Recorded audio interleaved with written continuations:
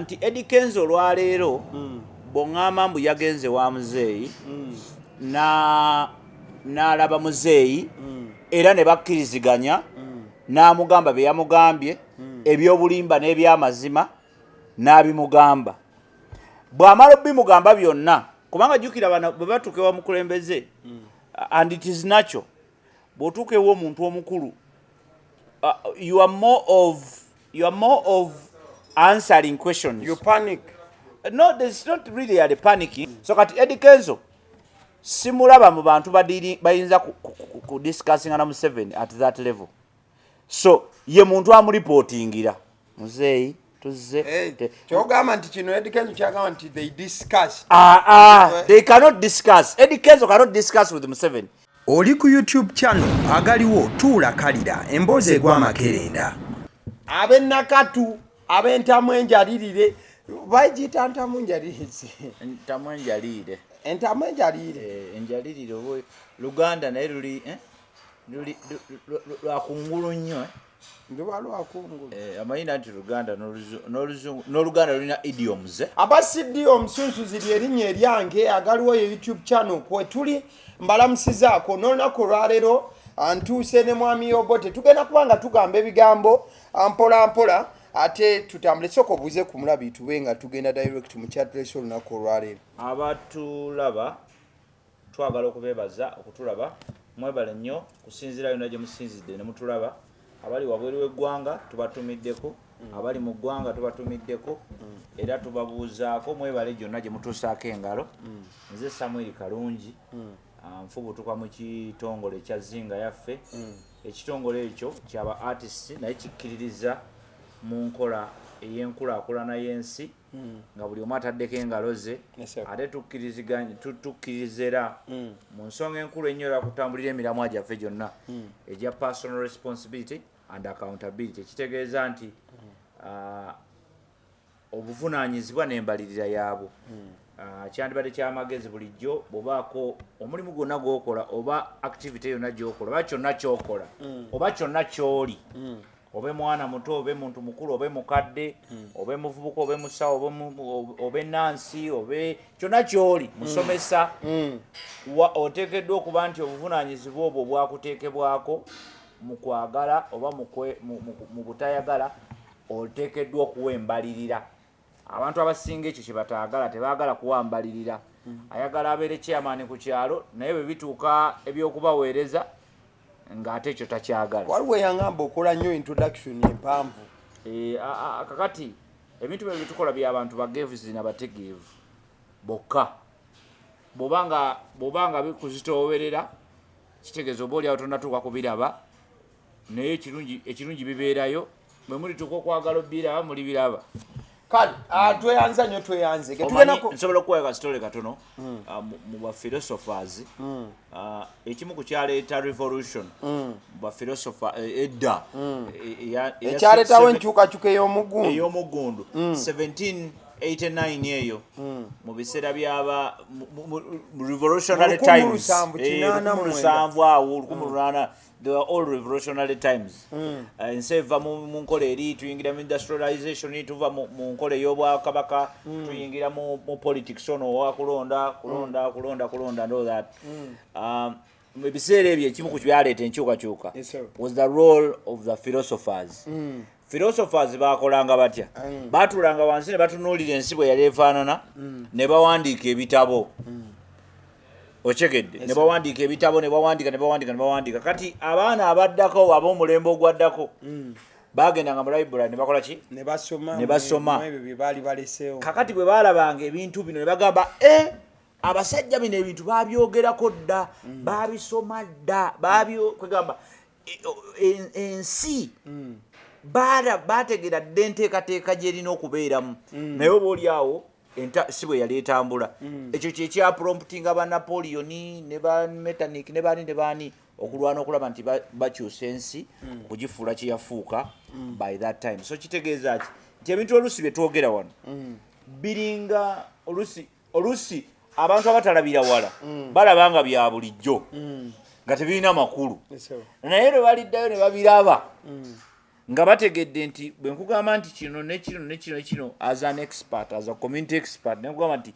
bwe tutakola kino maaso tetukyagala oba ne kino oba ne kino oba ne kino tetulina future kati bwe baddayo ne babiraba bagamba abasajja babyogera dda okyegedde bulungi nnyo abasajja babyogera dda abantu abatakola sensi luli edda for that matter abantu abatakola sensi luli edda kati ate bebasinga okukola sensi okyegedde luli abatakolanga sensi for example so ku example mwana mu Uganda betwalinga tukula waliwo abasajja abekyanganga mu parliament awo ne bagamba waliwo omusajja yekyanga mu parliament n'afuluma teyadda na mu parliament n'agamba Museveni bw'abanga aganya okukkiriza ebisanja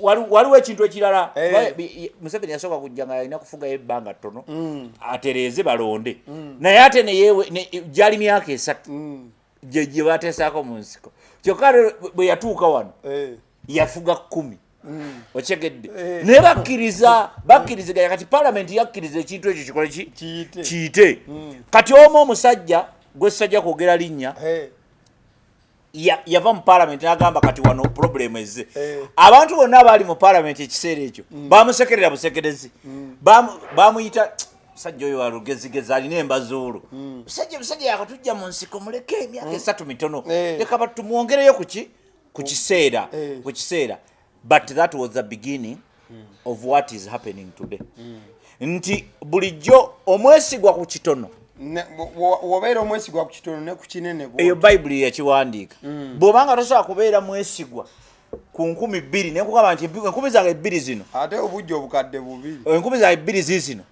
enkya zimpe n'otazimpa tewaliwo ekiragira nti bw'onoofuna miliyoni 2 onompa sheya yange so oli bwakubbanga ku sente 5,000 omanya ne bwe zibe miliyoni 5 ajja zikubbako okyegedde bulungi nnyo so that's what we are trying to say mbadde nziramu kiri ekibuuzo kyo nti abantu abamu bagamba so bw'oba olabanga okulaba ebintu bino you are wasting your time kitegeeza tonnatuuka ku byetaaga akadde twatambulidde katono olwaleero njagenda direct mu nsonga ezigenda maaso kubanga zitambula mu ggwanga ekiro ekikeeseza olunaku olwaleero mwana mulenzi Eddy Kenzo omusuuza yagenze maaso n'okubanga atuwa embalirira y'obuvunaanyizibwa bwe bwamukwasibwanga omukulembeze wa UNMF Uganda National Musicians Federation anja kusoma akantu katonotono tukyanguye in the quest for streamlining our industry and lobbying for a well-functioning music industry today I met my Muzei His Excellency Yoweri Kaguta Museveni and we discussed the urgent need for the amendment of the Copyright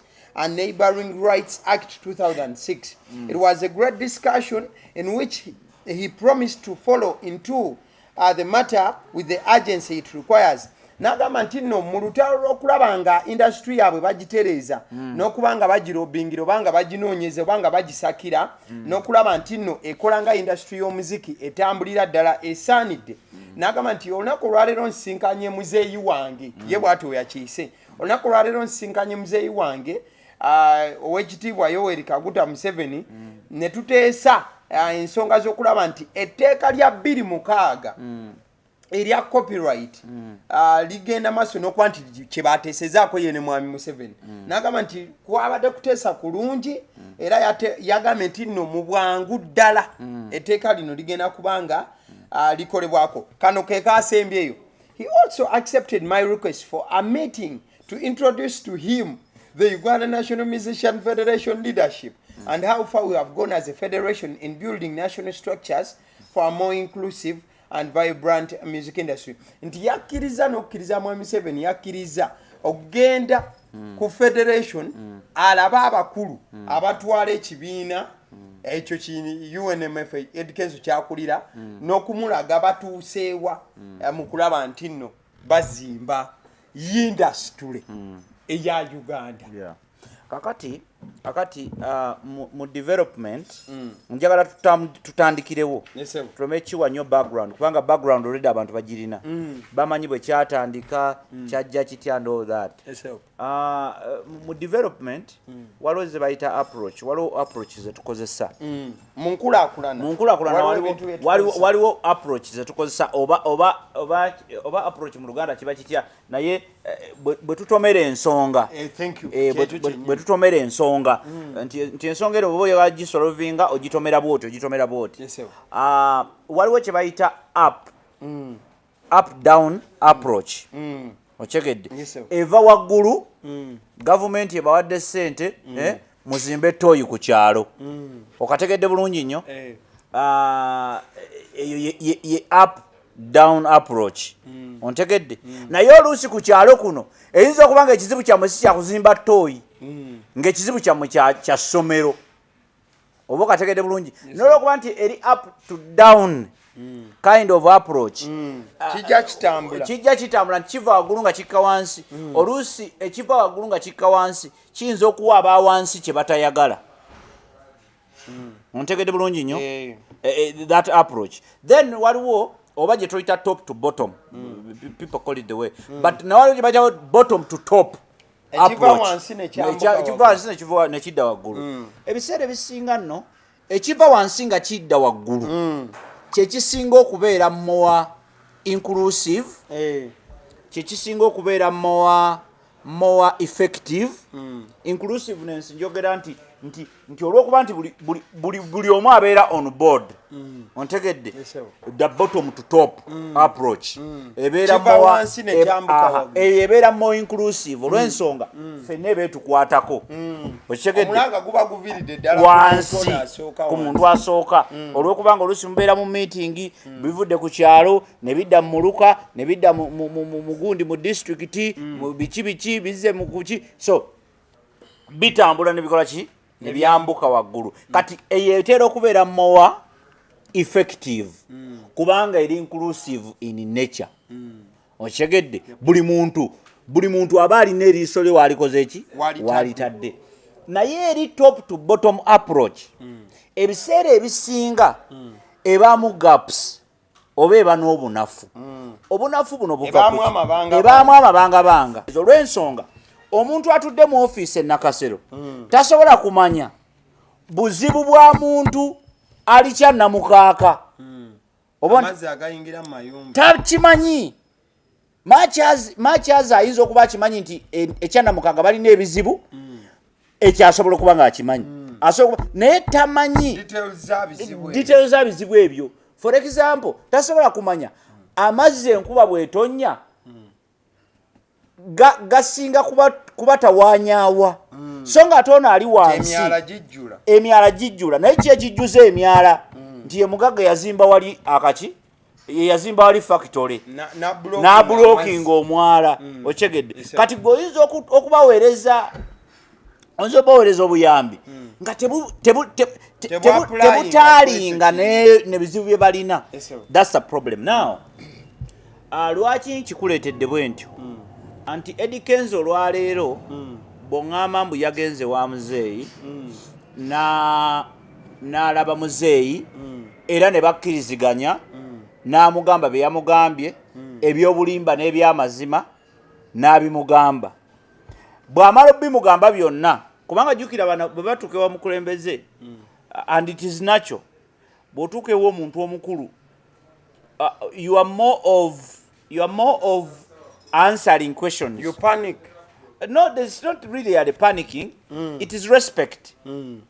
Oyinza lotuuka ewa omuntu omukulu nga okimanyi taatawo bayinza nga bakuwaabidde wa taatawo n'otuukayo n'otuuka ng'oli yakuwaabidde bulungi nnyo osobola okuba nga ne w'omunnyonnyola okumutandikira tolabawo nga ky'olina okukola kumwetondera bali wakuwayiriza ku musango w'ekikulu ekyo nti osobola otuuka mu maaso g'omuntu ebiwaayirizo bye bakuwaayiriza ne bwokeera ku byegaana infact nga bwe weegaana oyongera kunyiiza gye bakuwaabidde nga the best you can do is to apologize and say you know what nsaba kunkola ki kunsoni naye nga ebaziba tewaziziza musango so kati Eddy Kenzo simulaba mu bantu bayinza ku discussinga na Museveni at that level so ye muntu amuripotingira muzeeyi tuzze kyogamba nti kino Eddy Kenzo kyagamba nti they discuss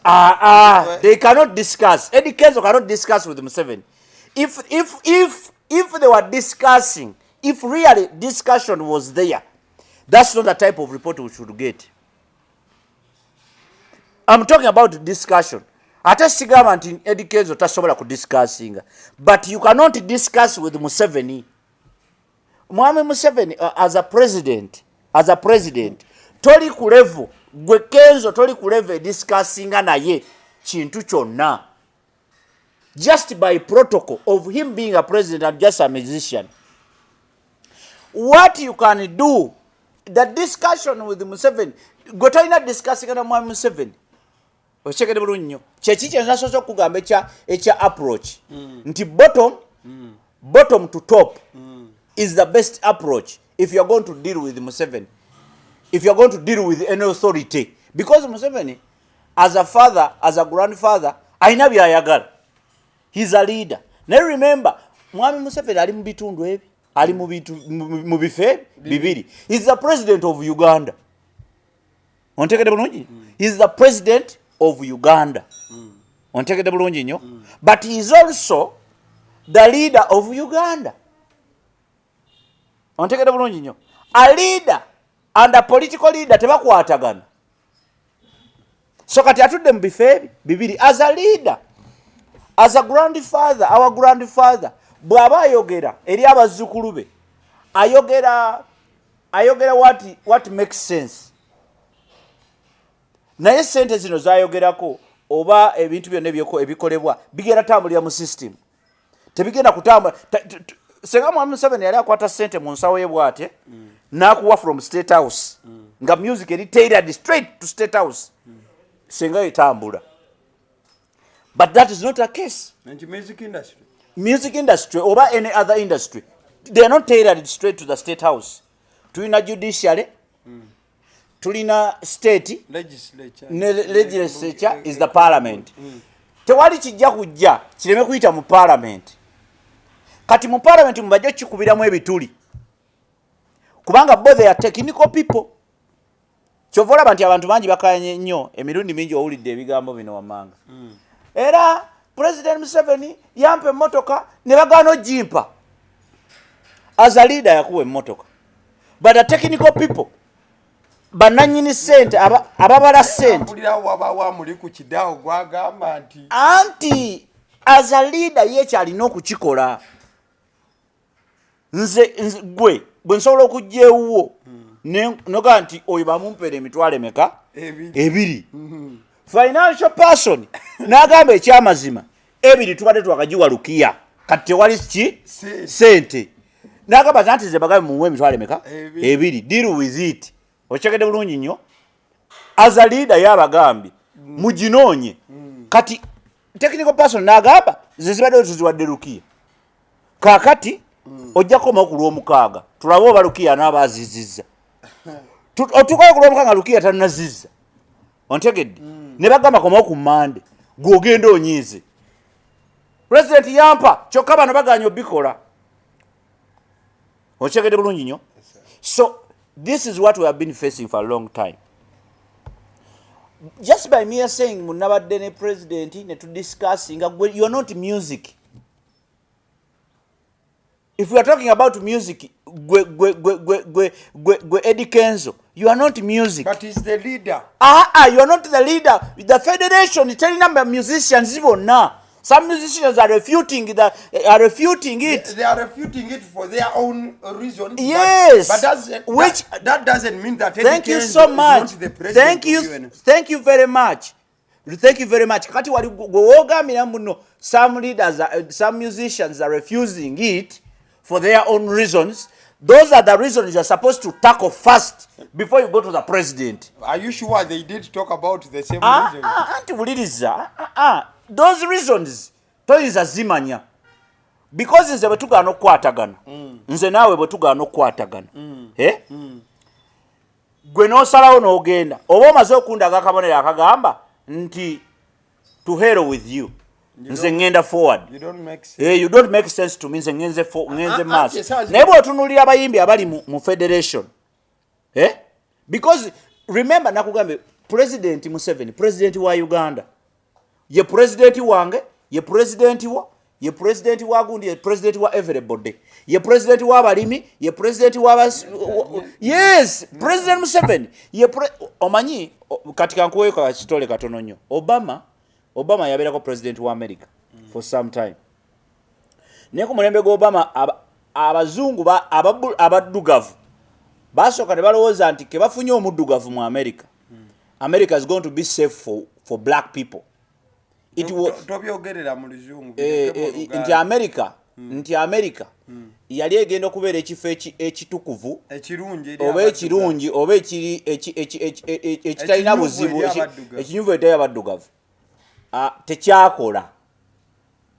tekyakola kubanga kyagaana kityo okukola abaddugavu basigala battibwa nnyo ontegedde era olunaku olumu Obama yali ne katuuti n'akaaba otegedde nga yakaaba amaziga like literally a black person omuntu omuddugavu yali attibwa buli ki naye ng'ate Obama omuddugavu yali kuki ku ntebe naye olunaku olumu nga amaze n'okumalako ekisanja kye kyonna and all that waliwo interview gye baali bamubuuzaako ne bamubuuza ku kintu ekyo n'abagamba nali president waki wa United States of America saali president w'abaddugavu mu America oba ontegeera bulungi kakati Eddy Kenzo bw'agende wa mwami Museveni aba agenze kuba nange ndi artist nange president wange okitegedde bulungi Eddy Kenzo president wo nkugambe Eddy Kenzo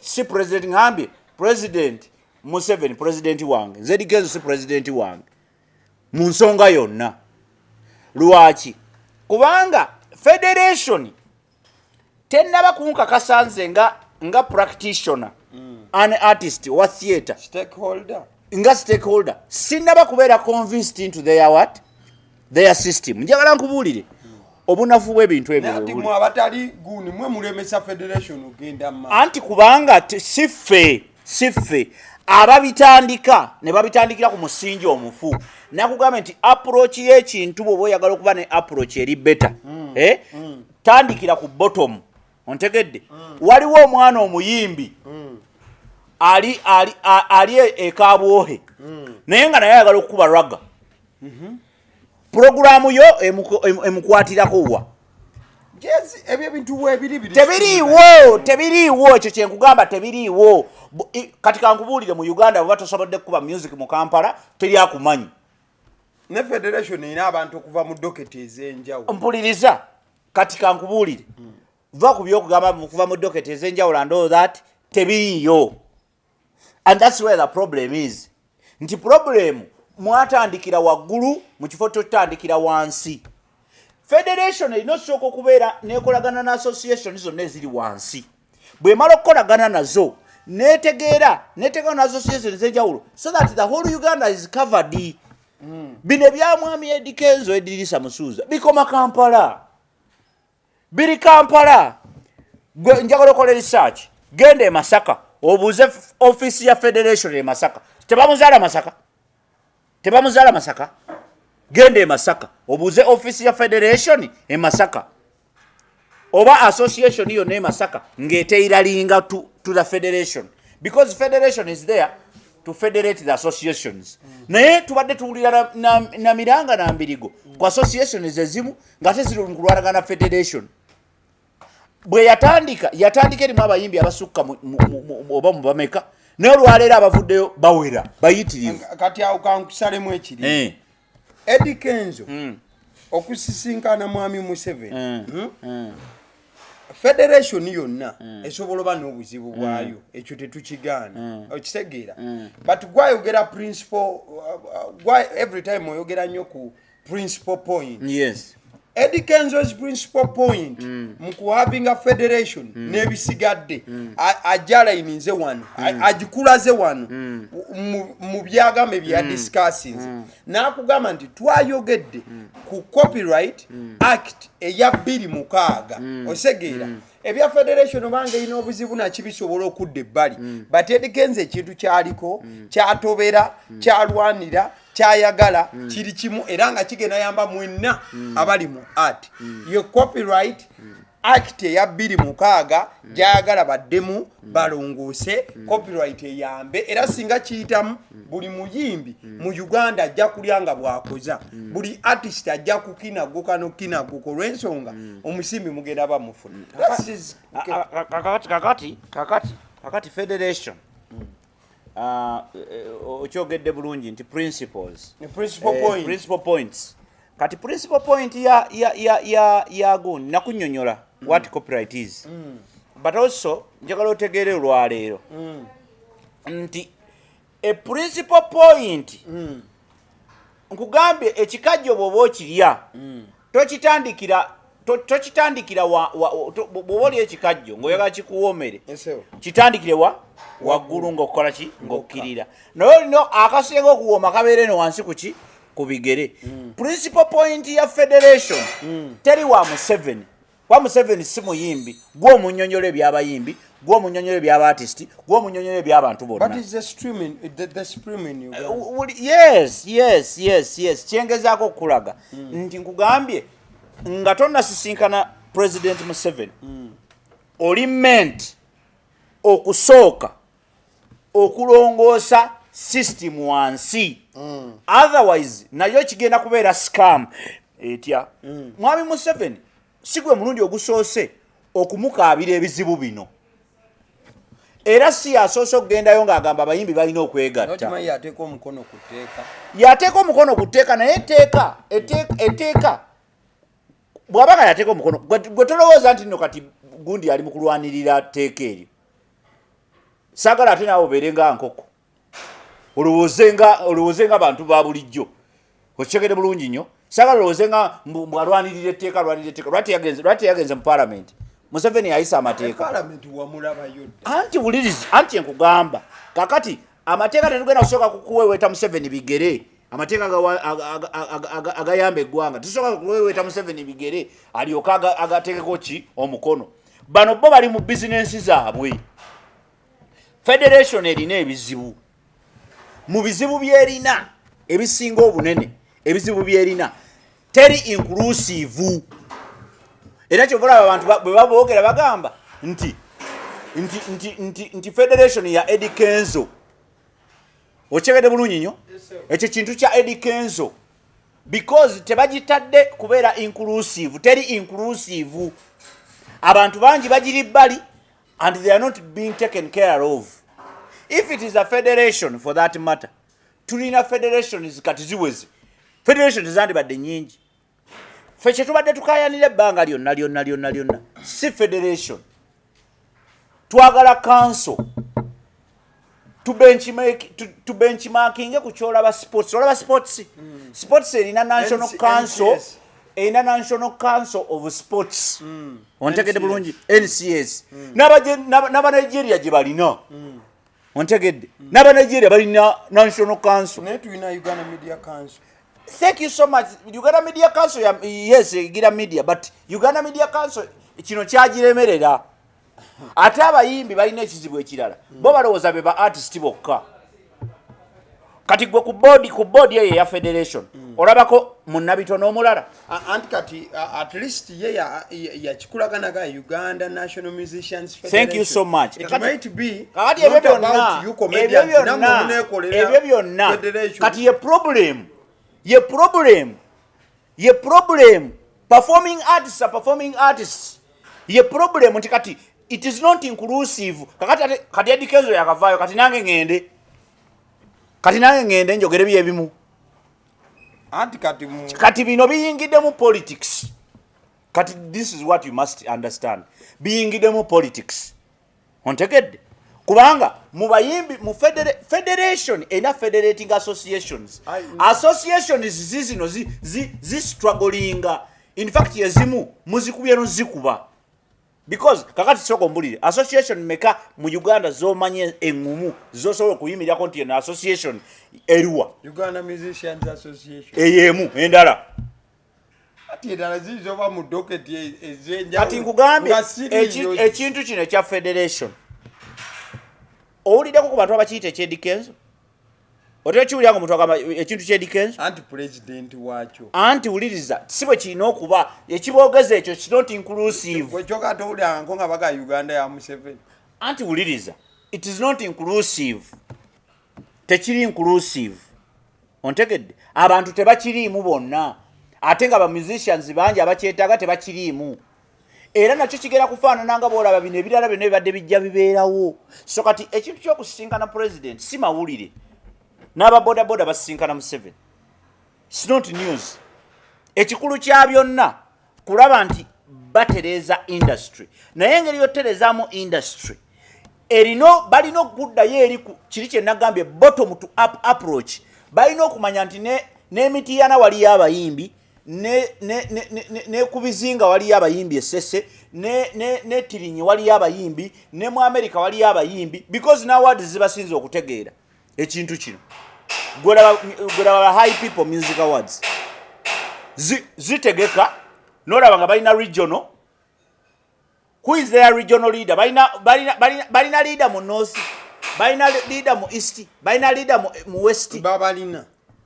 at least I've seen some uliriza nga bali inclusive oba nga baba plantinze eyo njagala nga bali inclusive omanyi inclusivity is easy to identify twandibadde ekyo tukiraba era Eddy Kenzo teyandigezebwa mwami Museveni nga tebannakola kiwandiise aniyo oba olutuulo olwawamu abayimbi bonna tubalabeko bonna nga bali wamu ennakivubo nedda njogera ku bayimbi bonna sogera ku bayimbi sagera ku Bobi Wine Chameleone Bebe Cool sogera ku abo njogera ku bayimbi bonna waliwo abayimbi anti ku bayimbi bonna wenjagala okugamba ku bayimbi let me tell you ekizibu kyammwe mu abayimbi bemulaba ku TV muloza be bayimbi naye abayimbi bangi waliwo n'abakwaya balina akulira kwaya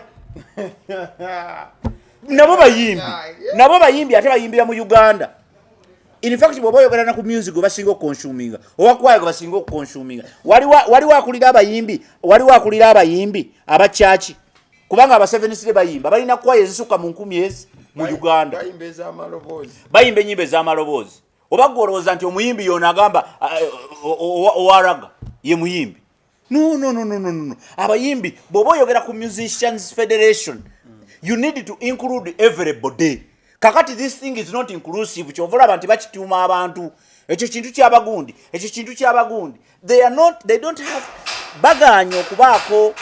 baganya okubaako njite ntya baganya okubaako kyewandigambe nti baganya okubaako n'enkola ey'okwencludinga everybody babikola in sense of isolation nange kankoleyo ekintu kyange era ekyo ekintu okiraba it's not about us it's not about artists and musicians it's about just a few people badirinze ekintu kyabwe era bwe kinayitamu nga bo wekijja okukoma tetojja kudamu ku kale goyinza ogamba nti kiri about a few people naye kirungi these few people bali for a good cause eya copyright wulirizaayo ekintu kimu copyright weri copyright erina gye yali anti bagala tereza amateeka mu Uganda ekizibu si kyamateeka amateeka ge tulina gamala era gasobola tutambuza bulungi nnyo given our society okyegedde amateeka g'omu America tegasobola kukola mu Uganda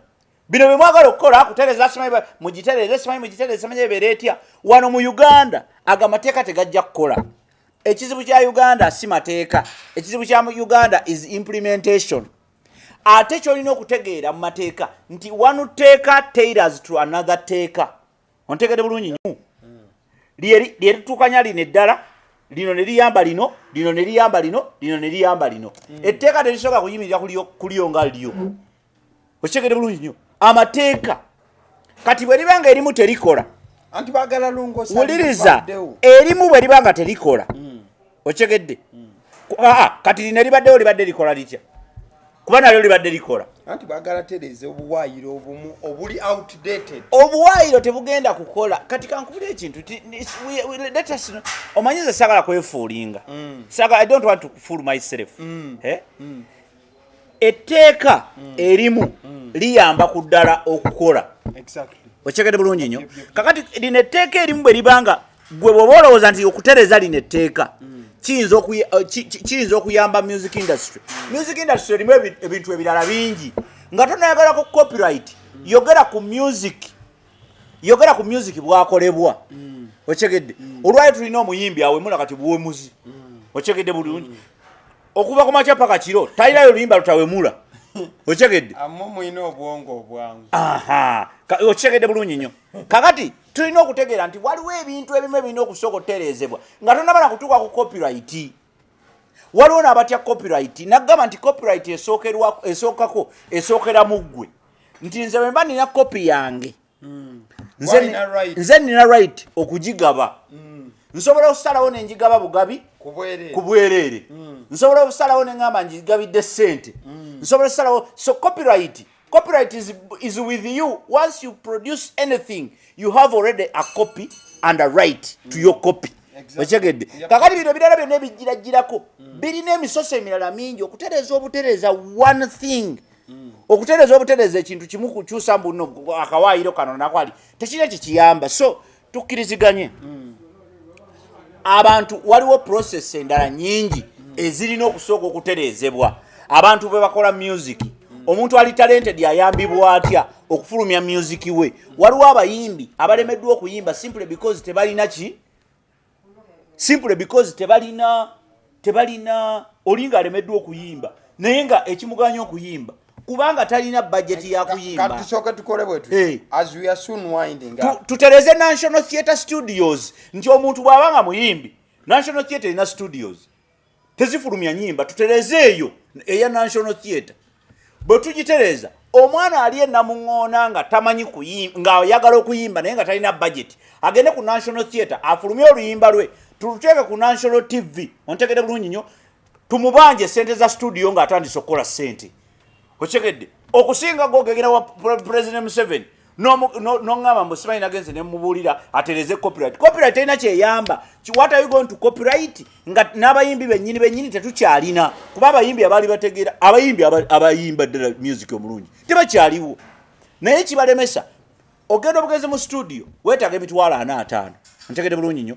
Lwaki tebasooka kulobinga fa National Studio tubeere ne National Studio iruwa ani agirina my friend waliwo studio no kanyonyole toyobuziza nti waliwo wuliriza njagala yogera ekigambo kimu nti tulina National Studio gyogera eriwa eriruddawa alagirirayo abantu National Studio weeri waliwo studio gwe lagirira abantu studio weeri tutombuulira zo ŋŋamba otwala niyo national ID yo n'otwala n'emitwalo ebiri gya registration.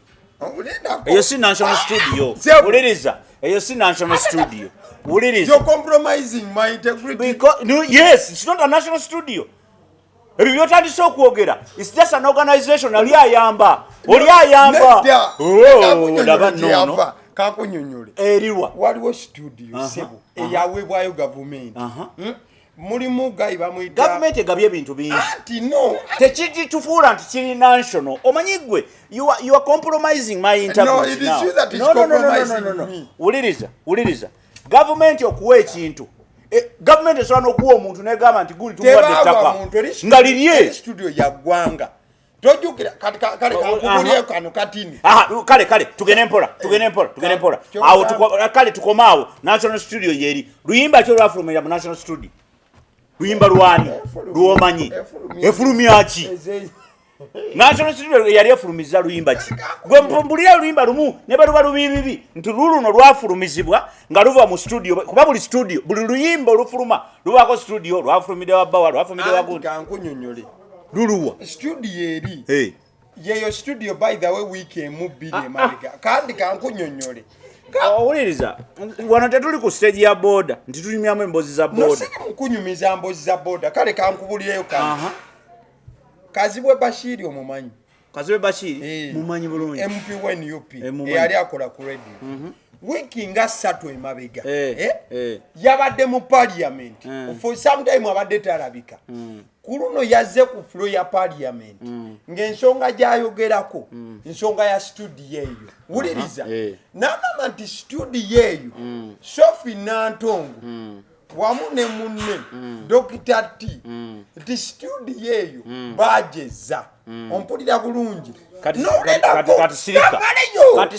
kunda televiziyo ngasimazeeyo ogenda kunda televiziyo Sofi Nantongo n'avaayo neyeerwanako n'agamba nti Haji Kazibwe Bashiri abamuwa amawulire mafu. There is a journalist that went to that studio. Nakola story, in fact yali wa BBS gayoyo aina ne YouTube channel Celebrity Trap Divorce n'agendayo ne batugamba banaye studio ya gwanga weri free of charge oleta mitwale bili ne national ID studio Sofi Nantongo kakati webale nnyo n'ogamba bana Uganda about such a studio. Nze ni muna Uganda mbadde sigimanyi uliriza mbadde sigimanyi ettaka lyeriko lyani kambuze nkola mulandizi kakati national assets zimanyiddwa temusirwaza bantu tumanyi nti this is national housing tumanyi nti that is national theatre tumanyi nti eri parliament tumanyi nti ebintu ebiri national bimanyiddwa bine byokubuzaabuza abantu kubanga oyagala okuzikiza feeling y'abantu. It's not about that. Kubanga tetuli wano kukuma muliro, ate tetuli wano kuguzikiza. Tuli wano kusala magezi, butyaba tuyinza okuba n'eggwanga eritugasa ffenna. Bwe manjogera ku studio gye bayita national studio, talina ginnyonnyola. Kazibwe Bashiri si alina okulaga nti national studio oba amawulire go gwe gwoza simanyi omwana wa BBS yagenda. BBS uliriza sibe balina otubuulira ontegedde bulunyo wandibadde walinawo kuba olwaleero gwe bongamba nti Eddy Kenzo agenze nze nkubuulidde nti nina abaana abayimbi nakati abali mu inbox yange akugamba ne mwana abayimbi balete babatwale bagende mu studio y'eggwanga eri wali ennyimba zaabwe muzibbe omwana ajja kujja akola oluyimba lwe olumala oddukola bwoti anaba akyali waka nga luwulira ku radio nga muyimbi munene yaluyimbye tetumanyi bukodyo bwamwe. National studio zirina kuba ku national theatre. Zijja wano ku national theatre. National theatre erina studio. Lwaki mu kifo ky'okuzimba studio endala lwaki temulongosa national theatre studio nebeera nga ye national studio nga bwe tulina national theatre tulina national TV, tulina national theatre. Lwaki ate bw'oba otuuka kukola national TV oba national studio ate ogenda n'ogikola mu ttaka ly'omuntu gwe tutamanyi mbu ate gundi yagivunaanyizibwako ate gundi ayinza okuba ye nannyini waayo. Back to Eddy Kenzo's discussion with the president in regards my conclusion to that is ekyabadde kimututte si copyright kuba talina kyayinza gikolako. Copyright ng'etteeka lijja kuyita mu time yalyo naye ne bwe lina baliise etteeka erimu lye liyamba ku ddala. Bwe muba mwagala okukwata ababbi ku kyalo temukozesa poliisi yokka, mulina okusooka okukkiriza mu bannannyini kyalo nti ababbi tubakoze eki kubanga ababa babba baba batabani bammwe bawala bammwe na baganda bammwe ontegedde. Kati muba mulina okuba ready okubawaayo nti mutabani wa gundi oyo ekyamazima namulala yeetisse enkoko za gundi wuuyo ontegedde. So kyogamba meeting eno tetugenda kufuna mu bibala. Eddy Kenzo yafunyemu ebibala ngamba ffenna as artists no tetusobola kugifunamu kubanga senga yabadde ng'ene tuyamba ffenna yandibadde tuyambira abantu awo wamu twandibadde federation olwaleero senga buli region mu Uganda has failed the federation. This federation tennaweza na myaka ebiri tosobola gisaba bintu by'abantu bamazeewo myaka 10. Kati lwaki mulwakinga okumitinga president anti copyright gye yagalibwa okuggwa wano. Copyright tetegeeza federation. Copyright ne federation byanjawulo. Why are you fighting to get a copyright nga temunnaba kufightinga kyemugenda copyrightinga because kyekisooka is it copyright? Don't see it was an hour. But stakeholder ba copyright be bagala copyright eitemu. But stakeholder abamu tebamanyi na kumanya nti Eddy Kenzo yabadde wa president jo. Ate ba stakeholder. Wind up please. We have run out of time. but stakeholder tebamanyi we have run out of time. Wind up. So what I'm trying to say is leka tukkirize nti bwe tuba tukola ebintu naddala kasita tweteekako ekintu ky'eggwanga tutandikenga okulowooza nti let us include everybody okyegedde when you are talking about music but copyright we mala okuyita egasa everyone ekyo kikkiriza oba nedda nkikiriza kakati wuliriza ekisooka nga copyright tennabaawo nga copyright tennabaawo is what we are going to copyright.